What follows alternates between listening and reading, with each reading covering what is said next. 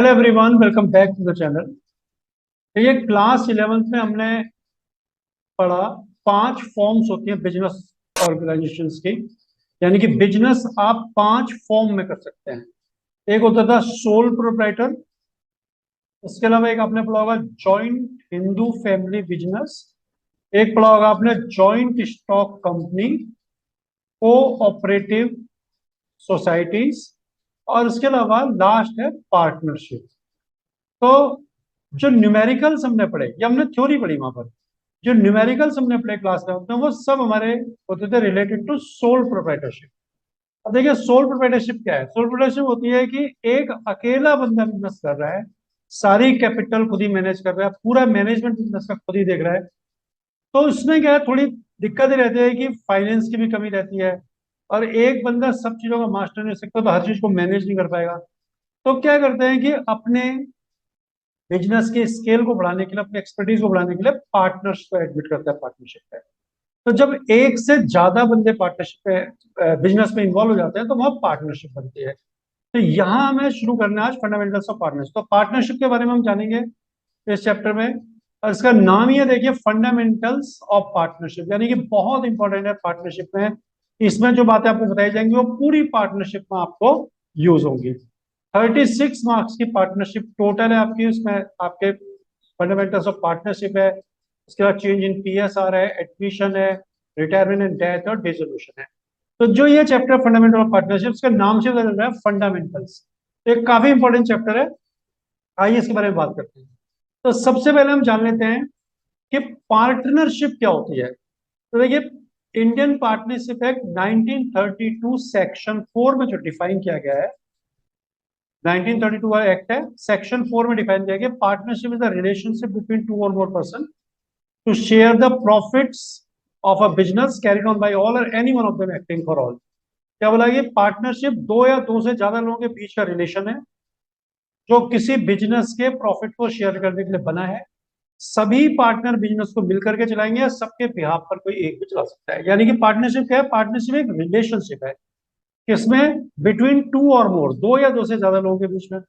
कैसी रिलेशनशिप है कि किस टू शेयर द प्रॉफिट्स, किसी बिजनेस के प्रॉफिट को शेयर करेंगे, to share the profits of the business, किसी बिजनेस के प्रॉफिट को शेयर करेंगे, और वो बिजनेस या तो सभी चलाएंगे मिलकर के, सबके बिहाफ पर कोई एक भी चला सकता है। ये पार्टनरशिप की डेफिनेशन है।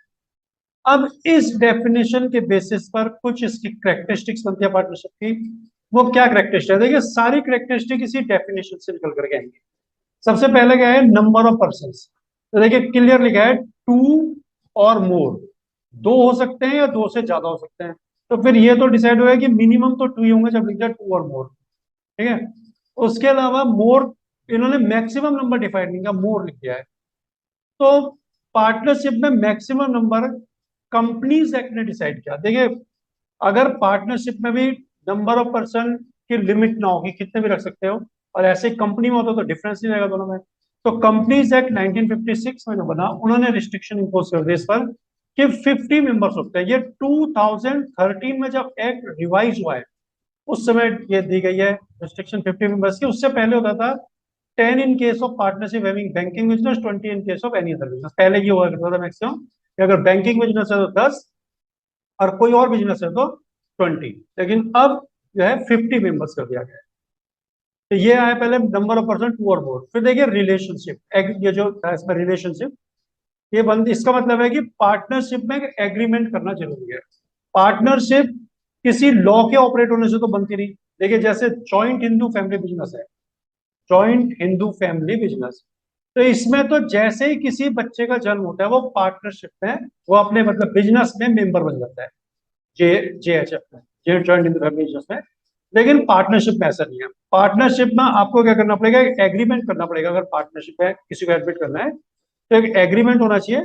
वो एग्रीमेंट आप रिटर्न भी कर सकते हैं और आप चाहें तो उसको ओरल भी कर सकते हैं, लेकिन एग्रीमेंट होना जरूरी है, जिसमें सबकी फ्री कंसेंट होनी चाहिए। इसके बाद है देखिए क्या, existence of business with profit motive. ये भी इससे निकला है कि देखिए partners the relationship between two or more person to share the profits of a business. ठीक है। तो बिजनेस होना चाहिए, एग्जिस्टेंस ऑफ बिजनेस, बिजनेस होना जरूरी है with profit motive to share the profits of a business. एक बिजनेस का होना जरूरी है, और बिजनेस का मोटिव प्रॉफिट अर्न करना होना चाहिए। अगर आप ये कहेंगे कि हम बिजनेस करेंगे लेकिन हम क्या करेंगे, सोशल सर्विसेज करेंगे, हम कोई प्रॉफिट प्रॉफिट नहीं कमाएंगे, हम केवल समाज सेवा करेंगे, तो ये बिजनेस आपका पार्टनरशिप में नहीं आएगा, ये आपका एनपीओ बन जाएगा, नॉट फॉर प्रॉफिट ऑर्गेनाइजेशन। तो एग्जिस्टेंस ऑफ बिजनेस जरूरी है। पार्टनरशिप तभी एग्जिस्टेंस में आएगी जब बिजनेस एग्जिस्ट करेगा, बिजनेस होगा और उस बिजनेस का प्रॉफिट होगा, प्रॉफिट मोटिव होगा, यानी प्रॉफिट अर्न करना बिजनेस का मोटिव होगा। नेक्स्ट है शेयरिंग ऑफ प्रॉफिट। देखिए पार्टनरशिप होता है to share the profits of a business, clear है इसमें डेफिनेशन में कि two or partnership the relationship between two or more person to share the profits of a business. जो partners admit होंगे वो प्रॉफिट शेयरिंग के लिए होंगे। अगर कोई भी पार्टनर कहता है कि मुझे पार्टनरशिप में एडमिट कर लो, चलो मुझे प्रॉफिट मत देना, तो वो पार्टनर नहीं बनेगा। पार्टनरशिप में आपको प्रॉफिट शेयरिंग जरूर करनी पड़ेगी, जो भी पार्टनर आएगा वो प्रॉफिट शेयरिंग के लिए आता है। फिर आता है म्यूचुअल एजेंसी। म्यूचुअल एजेंसी का मतलब होता है कि partners can act as an agent for one another, partner एक दूसरे के एजेंट की तरह से काम कर सकते हैं। यानी कि हर पार्टनर अपने आप में प्रिंसिपल होता है, यानी कि अपना प्रिंसिपल खुद मालिक है, और दूसरे पार्टनर्स के लिए वो एजेंट होता है। तो ये रिलेशनशिप पार्टनरशिप में जरूरी होती है म्यूचुअल एजेंसी की। हर पार्टनर प्रिंसिपल भी होता है और एजेंट भी होता है, इसी बोलते हैं म्यूचुअल एजेंसी। और इसीलिए लिखाया गया है कि carried on by all or any one of them, यानी कि सभी मिलकर के चला सकते हैं, लेकिन सबके भी यहाँ पर कोई एक भी चला सकता है। मान लीजिए ए बी सी तीन पार्टनर है, और ए और बी कहीं गए में एबसेंट है, या अकेला ही इन सबके भी यहाँ पर चला सकता है। इस समय क्या होगा, ये खुद तो प्रिंसिपल है लेकिन इन दोनों का ये एजेंट हो जाएगा इस समय। तो ये होता है mutual agency. Participation of partners का मतलब है कि सभी पार्टनर मिलकर के चलाएं, कैरिड ऑन बाई ऑल, सभी पार्टनर्स को मिलकर चलाना चाहिए, सभी पार्टनर्स का पार्टिसिपेशन होना चाहिए। लेकिन अगर कोई पार्टनर बाहर है तो उसकी जगह पर दूसरा भी बिजनेस चला सकता है, लेकिन पार्टिसिपेशन सबका होना चाहिए। नो सेपरेट एग्जिस्टेंस, पार्टनरशिप का अपना कोई सेपरेट एग्जिस्टेंस नहीं होता पार्टनर्स के अलावा, यानी कि पार्टनर्स से अलग पार्टनरशिप का एग्जिस्टेंस नहीं है। जैसे सोल प्रोप्राइटर में था ना कि सोल प्रोप्राइटरशिप का भी अपना एग्जिस्टेंस नहीं होता था अलग, ऐसी पार्टनरशिप का भी एग्जिस्टेंस नहीं होता independent of their partners, partner से अलग अपना एग्जिस्टेंस नहीं है। तो ये हो गई पार्टनरशिप की डेफिनेशन और कुछ इसकी कैरेक्टरिस्टिक्स। फिर आता है पार्टनरशिप डीड। देखिए पार्टनरशिप डीड क्या है, पार्टनरशिप डीड क्या, पार्टनरशिप डीड एक रिटन डॉक्यूमेंट है, इसमें पार्टनरशिप के टर्म्स एंड कंडीशंस को लिख दिया जाता है। पार्टनरशिप डीड को बनाना कोई नेसेसरी नहीं है, कोई जरूरी नहीं कि आप पार्टनरशिप डीड बनाएं, आप वैसे ही ओरली कर सकते हैं आपस में एग्रीमेंट, कोई डीड बनाने की जरूरत भी नहीं होती। लेकिन अगर आप पार्टनरशिप डीड बनाएंगे तो it is the best course to avoid misunderstanding and disputes, तो फ्यूचर में आपके मिसअंडरस्टैंडिंग और डिस्प्यूट नहीं होंगे, ये सर्टेन है। तो partnership deed is a written document containing the terms and conditions of partnership business. So it is not necessary to have a partnership deed, yet it is the best course to avoid misunderstanding and dispute. यानी कि बनाना जरूरी नहीं है, लेकिन अगर आप बना लेंगे तो बहुत अच्छा रहेगा, फ्यूचर के मिसअंडरस्टैंडिंग और डिस्प्यूट्स नहीं होंगे। और पार्टनरशिप जब भी बनाएं डीड तो उसको राइटिंग में लें, और गवर्नमेंट ऑफिशियल स्टैम्प पेपर पर आप उसको बनाए राइटिंग में, तभी पार्टनरशिप डीड का फायदा है। पार्टनरशिप वैसे एग्जिस्टेंस में तो आ जाती है ओरल एग्रीमेंट से भी, लेकिन राइटिंग में लेंगे तो फ्यूचर में मिसअंडरस्टैंडिंग और डिस्प्यूट्स आपके नहीं होंगे। अब देखिए पार्टनरशिप डीड मान लीजिए नहीं बनाई आप, क्योंकि कंपलसरी नहीं है कि पार्टनरशिप डीड आप बनाए, नहीं बनाई तो फिर डिस्प्यूट्स अगर अराइज होते हैं, डिस्प्यूट्स वगैरह हो जाते हैं, तो फिर उनको कैसे रिजोल्व किया जाएगा। तो उसके लिए फिर पार्टनरशिप एक्ट में क्लियर कट बताया गया है कि क्या करना होगा। तो देखिए सबसे पहले profit sharing ratios will be equal. अगर तीन पार्टनर है, चार पार्टनर है, दो पार्टनर, जितने भी पार्टनर हो, उनकी कितनी कैपिटल है, क्या कंट्रीब्यूशन है, इससे कोई मतलब नहीं है, सबको प्रॉफिट बराबर मिलेगा। ठीक है, तो फिर अगर डीड नहीं बनी है तो प्रॉफिट शेयरिंग रेशियो इक्वल होगा। किसी भी पार्टनर को कैपिटल पर इंटरेस्ट नहीं दिया जाएगा, ड्रॉइंग्स पर इंटरेस्ट नहीं लिया जाएगा उनसे। अगर पार्टनर ने फर्म को लोन दिया हुआ है तो 6% पर एनम के रेट से उनको इंटरेस्ट दिया जाएगा, यानी कि 6% साल का इंटरेस्ट। और अगर किसी पार्टनर ने कोई एक्स्ट्रा वर्क किया है, यानी कि बाकी पार्टनर्स चले जाते थे 4-5 बजे घर, और एक पार्टनर के 8-9 बजे रात तक काम करता था, उससे बहुत फायदा हुआ फर्म को, तो उसके लिए उसको कोई सैलरी और रेम्यूनरेशन लेने के लिए अथॉरिटी नहीं है, उसको नहीं मिलेगा। ठीक है, salary remuneration will not be allowed to partner for any extra work done by them. अगर किसी पार्टनर ने कोई एक्स्ट्रा काम किया तो उसके वजह से कोई सैलरी रेम्यूनरेशन नहीं मिलेगा। और उसके अलावा कोई भी नया पार्टनर तभी एडमिट होगा जब सारे पार्टनर उसके लिए कंसेंट यानी कि सहमति दे देंगे। अगर मान लीजिए 10 पार्टनर्स हैं और 9 कह रहे हैं न्यू पार्टनर ले लो, लेकिन एक पार्टनर डिनाई कर रहा है, तो आप नहीं ले सकते। 10 के 10 जब एग्री होंगे तभी ले पाएंगे। तो ये कुछ छोटी मोटी बातें होगी इसकी पार्टनरशिप फंडामेंटल्स में, पार्टनरशिप के बारे में। अब जब आप इसको करेंगे फंडामेंटल चैप्टर को, तो उसमें सबसे पहला टॉपिक आपको दिखाई देगा profit and loss appropriation account. तो ये profit and loss appropriation account क्या होता है? आपने 11th क्लास में बनाया ट्रेडिंग अकाउंट, और उसके बाद एक आपने बनाया profit and loss account. Trading account से निकला ग्रॉस प्रॉफिट जो इसमें ट्रांसफर हो गया, और यहां से निकलेगा नेट प्रॉफिट जो यहां आ जाएगा। तो इसकी शुरुआत होती है by net profit brought down. अब देखिए चैप्टर का नाम, इस टॉपिक का नाम है profit and loss appropriation account. इसका मतलब होता है कि प्रॉफिट का डिस्ट्रीब्यूशन आप कैसे करेंगे, प्रॉफिट की शेयरिंग कैसे करेंगे, या यूजेस क्या है प्रॉफिट के, तो ये इसमें आता है। तो देखिए इसमें कोई ज्यादा आइटम नहीं है, मुश्किल से 4-5 आइटम आते हैं। क्रेडिट साइड में तो आप केवल by net profit brought down, जो आपको नेट प्रॉफिट होगा वो लिख दें, और उसके अलावा आपको इंटरनेशनल ड्राइंग्स लिखने पड़ेंगे। अगर दिया हुआ हो तो दो पार्टनर सपोज है, हमने जिसका दो पार्टनर के, तो दोनों का इंटरनेशनल ड्राइंग लिख करके आप यहाँ डालते हैं। ये क्रेडिट साइड में, और कुछ नहीं आएगा इसके अलावा। तो उसके बाद डेबिट साइड में क्या आएगा? जो जो पार्टनर्स को चीजें मिलती हैं फर्म से, तो क्या मिलता है? टू इंटरेस्ट ऑन कैपिटल, ये आ जाएगा जो पार्टनर को फर्म से कैपिटल पर इंटरेस्ट मिलेगा। उसके अलावा पार्टनर्स को जो सैलरी मिलेगी वो आ जाएगी। ध्यान रहे कि किसी क्लर्क को या मैनेजर को सैलरी देने तो वो नहीं आएगी, वो प्रॉफिट एंड लॉस अकाउंट में जाएगी। इसमें केवल वो आएगी जो पार्टनर्स को मिलेगी। टू कमीशन, कमीशन अगर आपने पार्टनर्स को दिया है तो वो आएगा। अगर आपने किसी मैनेजर को या किसी इंप्लॉय को कमीशन दिया किसी काम के लिए, या किसी एक्सटर्नल पर्सन को दिया, तो वो नहीं आएगा इसमें। उसके अलावा transfer to reserve, general ledger है किसी रिजर्व में ट्रांसफर तो वो आएगा। फिर टोटल करेंगे, इन सबको लेस करेंगे, जो बचेगा वो प्रॉफिट होगा। इसको डिस्ट्रीब्यूटेबल प्रॉफिट या डिविजिबल प्रॉफिट बोलते हैं। और ये ट्रांसफर होगा to A's capital to B's capital, जो भी पार्टनर होंगे। और अगर कैपिटल फिक्स्ड है तो यहाँ पर आप कैपिटल जो है करंट अकाउंट पर यूज कर लेंगे। तो ये होता है profit and loss appropriation account बनाने का तरीका, किस तरह से बनेगा। तो देखिए कुछ इंपॉर्टेंट बातें इसमें जो ध्यान रखनी पड़ेगी। Profit and loss appropriation account जब आप बनाएंगे, तो प्रॉफिट के साथ एक नोट अटैच रहता है कि profit for the year before charging these item, after charging these item. देखिए बिफोर चार्जिंग का मतलब है कि जिन चीजों के बारे में बिफोर लिखा है वो प्रॉफिट में से सब्ट्रैक्ट नहीं हुई है, और जिनके लिए आफ्टर लिखा है वो प्रॉफिट में से सब्ट्रैक्ट हो चुकी है। और हम यहाँ लिखते हैं ना डेबिट साइड में, तो वो सब्ट्रैक्ट ही करते हैं चीजों को। देखो यहाँ के टोटल में से लेस करेंगे तब आंसर आता है प्रॉफिट का। तो जिन चीजों के लिए बिफोर लिखा है उनको तो आपने डायरेक्टली लिख देना है, यहाँ पर उसमें कुछ सोच विचार की जरूरत नहीं है। लेकिन जिन चीजों के लिए आफ्टर चार्जिंग लिखा है, इसका मतलब है वो ऑलरेडी प्रॉफिट में से सब्ट्रैक्ट हो चुकी है। तो आप क्या करेंगे, उनको पहले प्रॉफिट में ऐड करेंगे, उसके बाद यहाँ शो करेंगे। तो ये ध्यान रखना होगा। और ध्यान रखना पड़ेगा कि इंटरेस्ट ऑन पार्टनर्स लोन में बच्चे गड़बड़ कर जाते हैं।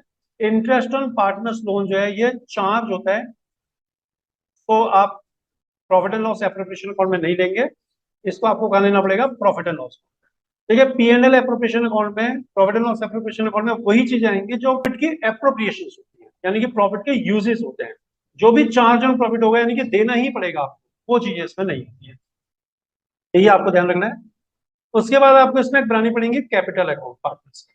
तो पार्टनर्स के कैपिटल जब आप बनाएंगे तो दो टाइप से कैपिटल अकाउंट बनते हैं।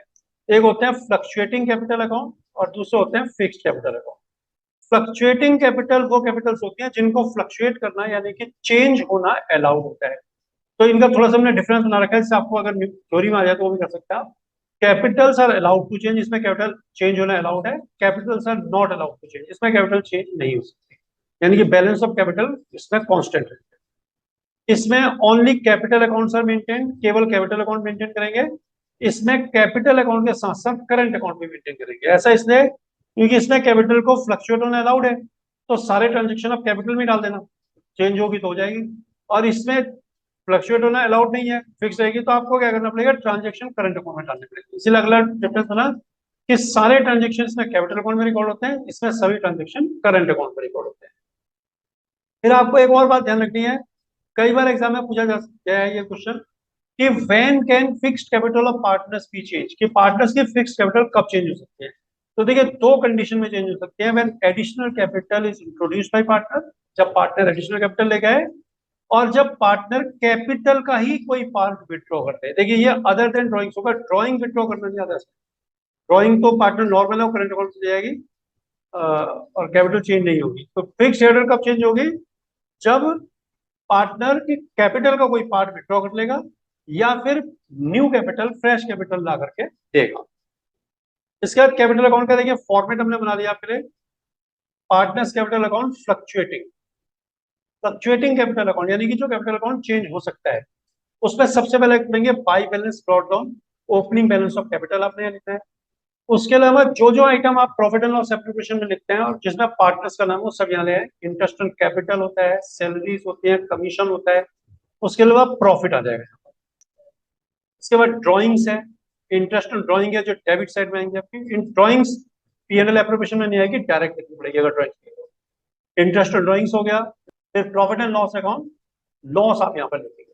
देखिए अब एक बात समझ लीजिए, यहाँ पर हमने जो प्रॉफिट लिखा हो लिखा profit and loss appropriation account से, प्रॉफिट एंड लॉस एप्रोप्रिएशन से जो प्रॉफिट निकला वो ये रहेगा। लेकिन प्रॉफिट एंड लॉस एप्रोप्रिएशन में केवल प्रॉफिट ही लिया जाता है, इसलिए लॉस वहां से नहीं आएगा नॉर्मली। तो क्या करेंगे, अगर लॉस होगा तो आप पीएनएल एप्रोप्रिएशन लगाएंगे वहां से लेकर के और फिर डिफरेंस कर देंगे तो आपकी क्लोजिंग कैपिटल निकल सकते हैं। अब ये हो गई फ्लक्चुएटिंग कैपिटल। और अगर देखिए कैपिटल फिक्स्ड है तो आपने क्या करना है, केवल ये जो बैलेंस ब्रॉट डाउन है ना, ये ओपनिंग कैपिटल की जगह आपको करंट अकाउंट कर देना है, बस। बाकी कोई चेंज नहीं करना आपने। जैसे ही आप यहाँ करंट अकाउंट करेंगे, मतलब by balance brought down, opening balance of current account लिख देना आपने कैपिटल की जगह, तो ये पूरा आपका करंट अकाउंट हो जाएगा कैपिटल से करके।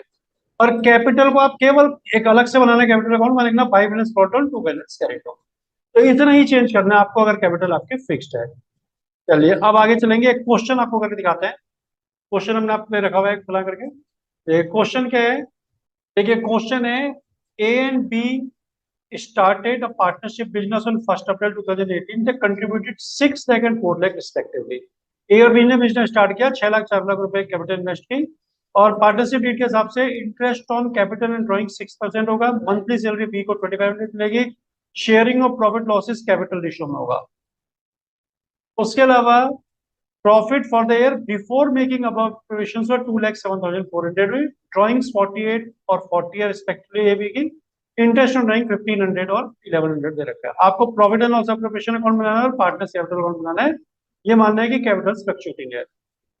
हम इस क्वेश्चन को करने के लिए क्या करते हैं कि पहले थोड़ी सी प्रिपरेशन करेंगे और एक थोड़ा नोट टाइप का, समरी टाइप का बनाएंगे। उसके बाद बार बार क्वेश्चन देखने की जरूरत नहीं पड़ेगी। देखिए सबसे पहले क्या दिया इसमें, कैपिटल दिए हैं 6 लाख और 4 लाख। तो कैपिटल को हम सीधा क्या करेंगे, कैपिटल अकाउंट में लिख देंगे। यहाँ लिखेंगे हम by balance brought down. 6 lakh A की कैपिटल है और 4 लाख बी की कैपिटल है। ये कैपिटल लिख दिया हमने। उसके बाद हमें क्या करना है, जो थोड़ी सी समरी बनानी है, उसके लिए हम यहाँ लिखेंगे ए और बी का नाम लिख लेंगे और किसको क्या मिलना है वो हम यहाँ पर नोट करते जाएंगे। देखिए क्या क्या दिया हुआ है, कैपिटल 6 पर चले गया कैपिटल अकाउंट में। उसके अलावा लिखा इंटरेस्ट ऑन कैपिटल ड्रॉइंग्स, तो आई ओ सी और आई ओ टी दोनों को देना है 6% के रेट से। हालांकि आईओडी इस पे इंटरेस्ट रेट की जरूरत नहीं पड़ेगी क्योंकि आईओडी का इन्होंने अमाउंट दिया हुआ निकाल करके इंटरेस्ट ड्रॉइंग का। उसका देखिए बी को मंथली सैलरी देनी है 2500, तो हम ये लिखेंगे सैलरी। और सैलरी केवल बी के आगे लिख देनी है हमें 2500 पर मंथ है, मंथली सैलरी है। और प्रॉफिट शेयर करेंगे किस रेशो में, कैपिटल के रेशो में। तो यहां लिख सकते हैं पी एस आर। कैपिटल है इनकी 6 लाख 4 लाख, तो डिवाइड कर देंगे तो 6 और 4 हो जाएगा, जीरो काट देंगे तो। और डिवाइड करेंगे तो 3 और 2, ये इनका कैपिटल रेशियो हो गया, क्योंकि 3/5 और 2/5। उसके बाद प्रॉफिट दे रखा है 2,07,400, तो इसको सीधा प्रॉफिट एंड लॉस अकाउंट में लिख दीजिए by net profit brought down 2,07,400। ये प्रॉफिट सीधा प्रॉफिट एंड लॉस अकाउंट में आ गया, पीएनएल एप्लीकेशन। तो उसके बाद इन्होंने ड्राइंग्स दी है, ड्राइंग्स को आप सीधा कैपिटल अकाउंट में लिख दें, इसका पीएनएल एप्लीकेशन को कोई लेने देने नहीं है। अब यहाँ लिखे 2 ड्रॉइंग्स कितनी थी? ड्रॉइंग्स देखिए, ड्रॉइंग्स थी 48,000 और 40,000 रिस्पेक्टिवली। यहाँ हम लिख देंगे 48,000 और 40,000, ये ड्रॉइंग्स आ गई। उसके बाद इसमें एक आइटम और दिया, इंटरेस्ट ऑन ड्रॉइंग। ये आपको IOD कैलकुलेट करके बता दिया कि 1500 ए का है और 1100 बी का है। ये हमने नोट कर लिया। अब हमें कोई जरूरत नहीं इस क्वेश्चन को दोबारा पढ़ने की। क्वेश्चन में देखो, एक बार दोबारा देख लीजिए आप। और क्वेश्चन की जो समरी बननी थी हमने बना दी। इंटरेस्ट ऑन कैपिटल है, सैलरी है और इंटरेस्ट ऑन ड्रॉइंग है, और प्रॉफिट कैपिटल रेशियो में शेयर करना है। बस, बाकी कोई इसमें ऐसी खास बात नहीं है। अब हम उसको देखेंगे नहीं, जो हमने पर क्वेश्चन उसको नहीं देखेंगे, बिना देखे हमारा आंसर आ जाएगा। देखिए कैसे होगा। सबसे पहले क्या दिया हुआ आपको? इंटरेस्ट ऑन कैपिटल, तो हम यहां लिखेंगे to interest on capital A और बी। देखिए ए की कैपिटल थी 6 लाख, तो 6% कितना हो जाएगा? 6 6 36, 36,000। डी की कैपिटल थी 4 लाख, तो 6 4 24, 24,000। तो टोटल जो है 60,000 इनका इंटरेस्ट ऑन कैपिटल बनता है। उसके बाद है सैलरी, तो यहां लिखेंगे टू सैलरी। सैलरी दी है 2,500 पर मंथ। अब देखिए अकाउंट तो साल में एक ही बार बनता है, तो आप इसको क्या करें, मंथ से ईयर में कन्वर्ट करते हैं 12 से मल्टीप्लाई करके, तो 30,000 रुपीज आपके आगे सैलरी। प्रॉफिट शेयरिंग रेशियो 3/5 2/5 बाद में देखेंगे जब प्रॉफिट बांटेंगे। अभी इंटरेस्ट ऑन ड्रॉइंग है, तो आप यहाँ लिखें बाई इंटरेस्ट ऑन ड्रॉइंग्स। कितना कितना ये भी दिया हुआ है कैलकुलेट करके। ए का 1500 है और बी का 1100 है, तो 2600 हो गया आपका इंटरेस्ट ऑन ड्रॉइंग। तो ये क्वेश्चन आपका P&L प्रिपरेशन तो देखिए कंप्लीट ही हो गया आपका। बस इतना सिंपल। आप समरी एक बार प्रिपेयर कर लेना, उसके बाद आपको कोई दिक्कत नहीं आएगी इसमें। अब हम इसका टोटल करेंगे और आंसर मालूम कर लेंगे कितना आता है। 2,10,000, 2,10,000। अब 2,10,000 में से आपको ये 90,000 60 और 30 माइनस कर देना है। जो बचा हो गया वो हो गया आपका to profit transfer to capital fluctuating है, इसलिए हम लिखेंगे एज कैपिटल अकाउंट और बीज कैपिटल अकाउंट। ये आपको जरूर मेंशन करना चाहिए। खाली कई बच्चे ए और बी लिख देते हैं, लेकिन आप मेंशन करें ए कैपिटल बीज कैपिटल से लिख करके करंट अकाउंट को करंट अकाउंट के। तो 210 में से आप 90 लेस कर देंगे, तो आपका बचेगा 1,20,000। अब इस 120 को आपने डिवाइड कर देना है 3/5 और 2/5 में। तो 5 से डिवाइड करेंगे 120 को, तो 24 आएगा। 24 3 जा 72, 48,000।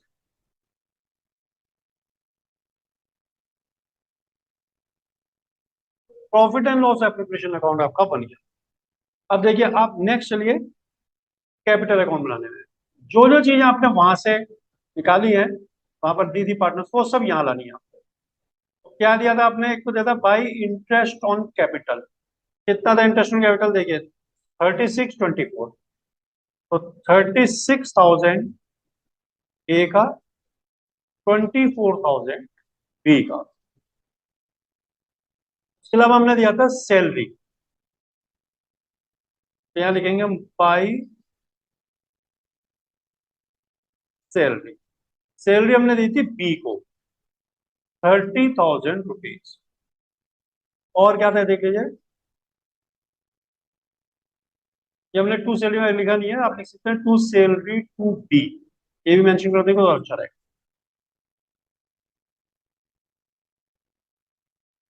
उसके बाद है प्रॉफिट। अब आप यहाँ लिखेंगे by profit and loss appropriation account, और यहाँ लिखे आप प्रॉफिट। प्रॉफिट आपका आया था 72,000 ए का और 48,000 बी का। तो इस साइड में तो इतना ही आना था। अब इधर आपका बच गया है केवल इंटरेस्ट ऑन ड्रॉइंग्स, तो आप यहाँ लिखे टू इंटरेस्ट ऑन ड्रॉइंग्स। कितना इंटरेस्ट ऑन ड्रॉइंग दिया देखिए यहाँ से 1500 1100। बस अब आपको इसको क्लोज करने के बाद यहाँ लिखते हैं पहले 1500 1100। अब आपने इनका टोटल करके बैलेंसिंग कर देनी है, आपका कैपिटल अकाउंट भी बन। तो देखिए ये आ गया आपका 0,008,007,08,000। यहाँ ले आते हैं हम 7,08,000। ये आपका हो गया 4,54,54 तो आपके ये दोनों हो गए, और 48 ये है, आ गया 2,05,02,000।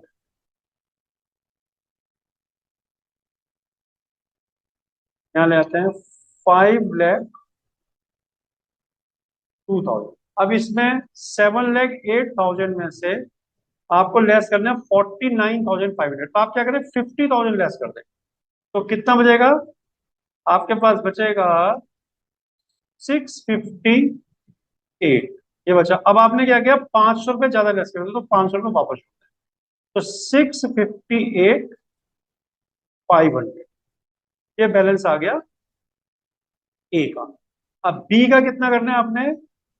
5,02,000 है, आपको माइनस करना है 41,100। तो आप 40 करें पहले लेस, तो 462 बचा। अब 1100 माइनस कर दें, तो आपका बचेगा 4,60,900। ये हो गया आपका टू